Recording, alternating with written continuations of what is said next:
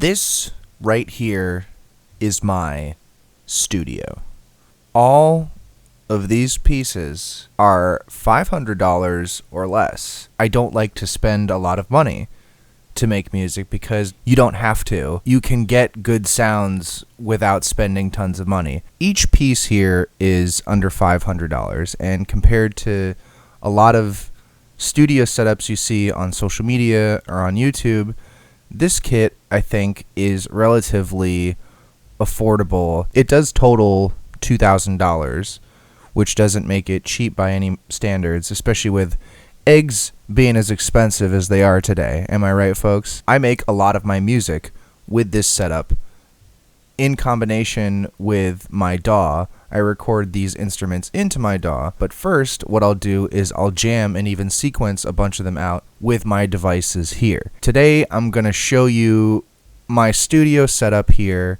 I'm going to run you through each piece of equipment that I have, why I selected it, what I use it for, what my thought process was selecting each piece of equipment, and then I'm going to demonstrate how I use it with my KeyStep Pro and how I sequence everything together to create music. Hopefully this can give you some insight into how you can create your own Dawless setup and how you can make music outside of the box in the real world with tangible physical devices.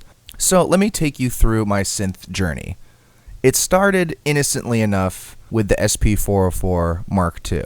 I knew I wanted to start making more music again, and I knew I wanted to bring in a piece of hardware that would shake up my workflow and give me a different perspective on how to make stuff, and the SP404 absolutely did that in spades. I use it in this scenario as sort of like a main effect unit. I have all four of these synths here going into a little mixer here that I got from Amazon, and then it goes into the input of my SP404 Mark II. And I can use up to 4 different layers of effects on that, 2 of which I can easily sort of turn on and off, and that's kind of the beauty of the SP404 Mark II. It gives that layer of performability to what I'm doing here with my synthesizers and my sequencer. Another major feature of my SP404 Mark II is the ability to take audio and layer it and sequence it. I can take any layer or line that I have in one of these synths, and I can just layer it and sequence it and then trigger it again with everything else all at once. Let me show you how that goes. On my SP404, I have a pattern that triggers, among other things, this one long synth pad here.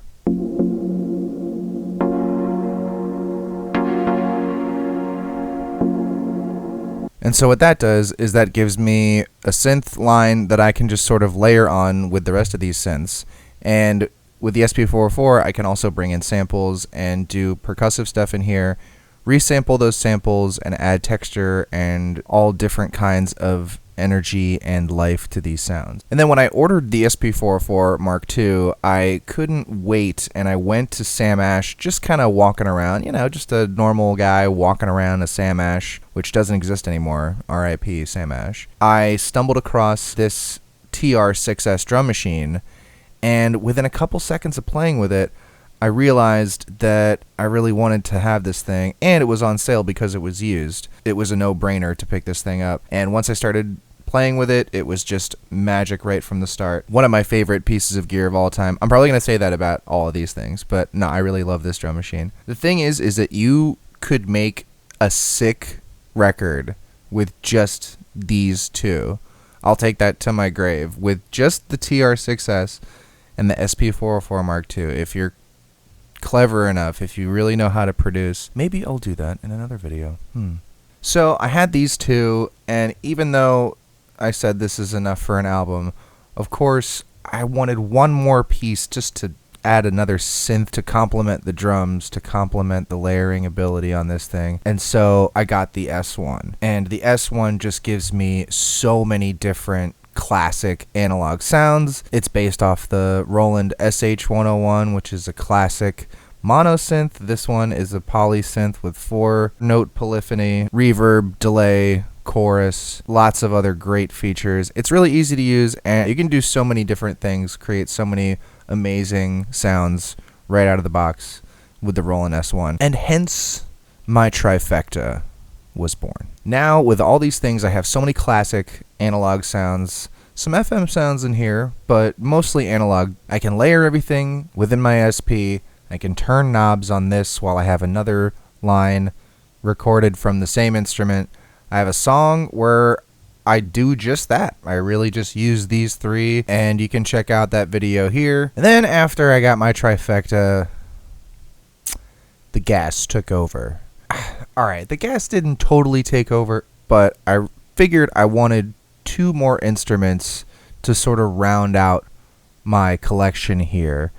The first thing I knew that I wanted was more digital sounds, stuff that has a little more cold digital harshness to it that I could work in with a lot of these analog sounds that I have already. I wanted some FM sounds, some wavetable sounds, so then I added the Micro Freak, which covers so much range with all of its different oscillators. It's around 350, which makes it under 500, which is great for me. It's a mono synth, which, you know, if you're just looking at specs on synthesizers, you may go, oh, that's not good. But, you know, mono synths serve a purpose. You don't have everything in your mix stereo. You have certain things that are mono.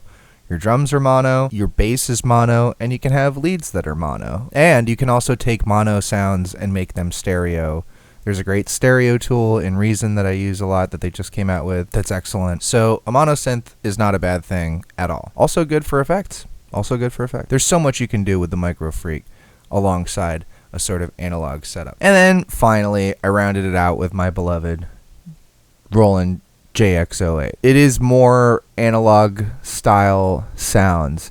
However, it has some key features that the S1 is lacking. It's got more envelopes. It's got 20 note polyphony, which is a lot more than the 4 should I ever need to make large juicy chords. The presets are really amazing, really easy to use. It's got cross modulation and sync for these oscillators, which gives it a wider range of sounds. And it's bitimbral, which means it can play and load 2 different patches at once and have them be sequenced individually with 2 different MIDI channels, which really comes in handy when I'm doing my Dawless jam here. So this is really like 2 synths in one, and 2 very good synths at that. So for Dawless situations, bitimbral just gets the job done. I also have this tiny mixer LZ Sig from Amazon. I've enjoyed this thing very much. It has mono stereo switch, a little input boost for mic versus line. It has both 1/8 inch and 1/4 inch stereo TRS in, which for me was the most important thing, since a lot of these things are 1/8 inch TRS out. So this flexible little mixer has been great for me, and I have another one that's 6 channels that I use on the go that's USB powered.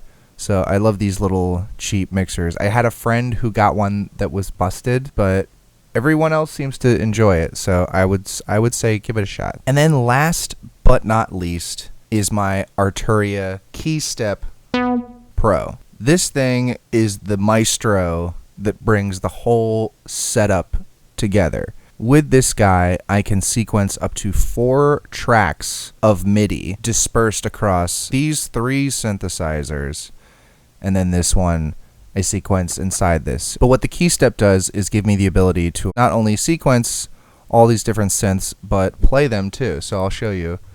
Track 1 is my Roland S1. Track 2 is the Micro Freak, which has this screeching sound effect.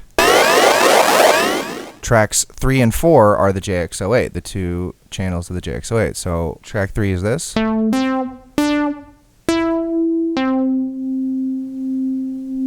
going to probably switch that for something else, but that's what it is for now. And track 4 is this funky guy. So this is my kit. All 7 pieces, including this little mixer. This is what I use to make music.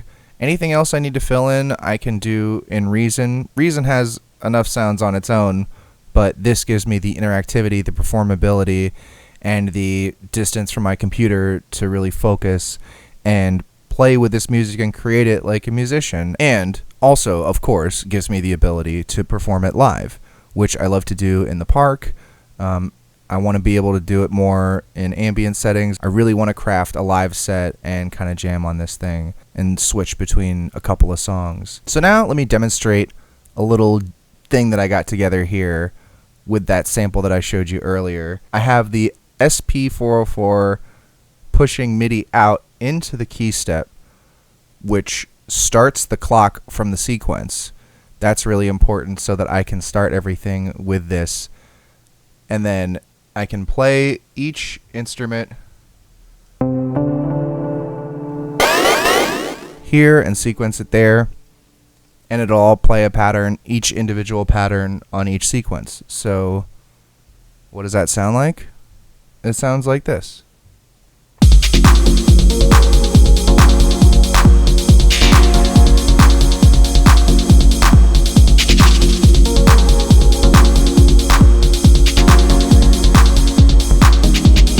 Oh yeah, that sounds good. I'll break down each little part here.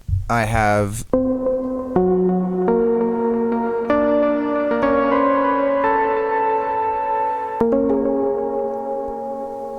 this little part there with my S1. My track 2 does nothing yet. Track 3 also does nothing. And then let me bring in track 4 and show you what that does.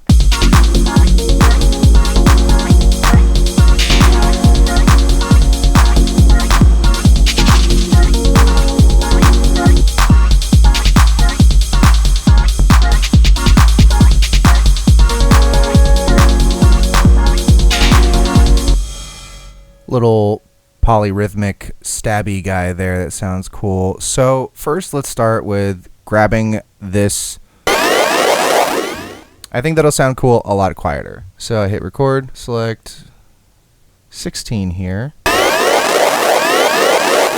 And just like that, I have my sample recorded. And you know what else I can do? I can resample that, right? Should I do delay and then reverb? That sounds wicked.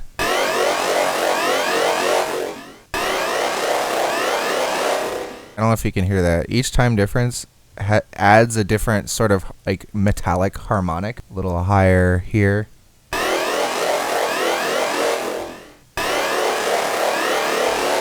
All right, that one sounds. I could do this for 45 minutes. And then let's get some reverb.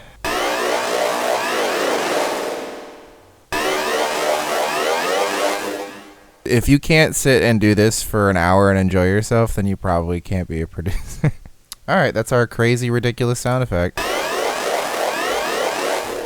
I don't know if that's good. I think the weirder it is, usually the better it ends up sounding. If it's like that could be delicious if I use it the right way, which I think I'm going to. I'm going to layer that into this pattern that I have that doesn't have that initial synth layer on it. Watch. I think that'll sort of make the end of that phrase a little bit more interesting and take it into the next section interestingly.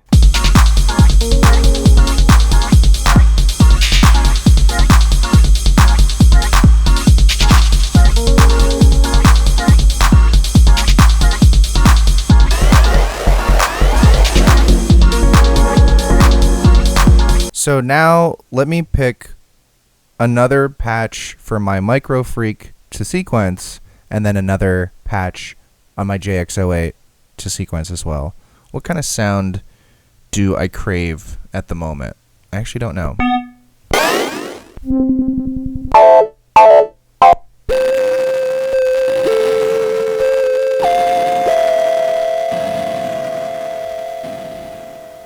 That is a cool one.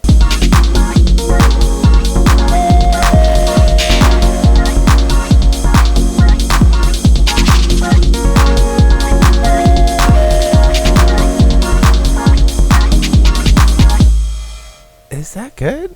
The cool thing about having all these different synths is to try to spread each sort of tone out at a very distinct part in 4 bars, letting that space highlight what's unique about each layer and each sound. I think that works. Ooh, that's a crusty sound.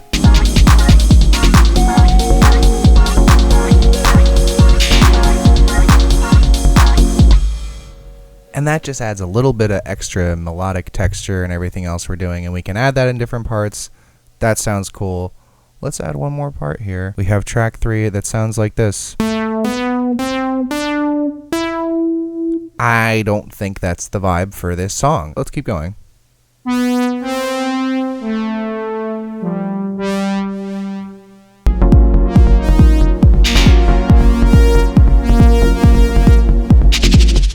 You know, you just gotta fuck around for a while when you're making music. That's it.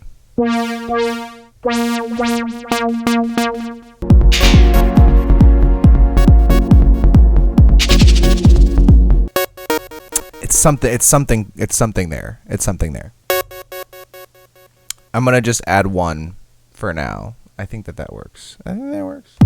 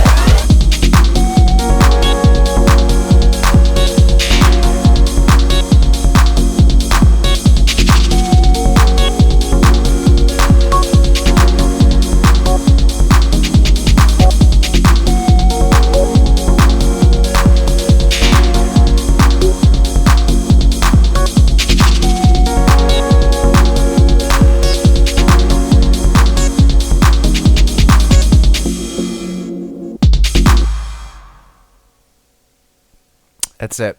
Well, there you have it. That sounds pretty good, and that's basically how I do stuff here with my Dawless kit. I may change that stab to be a little less crazy, but other than that, that's pretty much near a done song. I mean, I just need to arrange it, lay it out, add embellishments and a few more sound effects, and that's track. So I hope you enjoyed this video of me going through my kit. If you have any questions on how I do stuff here, feel free to comment. I can respond and give you some tips and pointers on how you can come up with your own Dawless kit too. I hope this was inspiring, and I hope this gave you some insight into how a Dawless kit like this comes together. Thanks for watching, and I'll see you next time.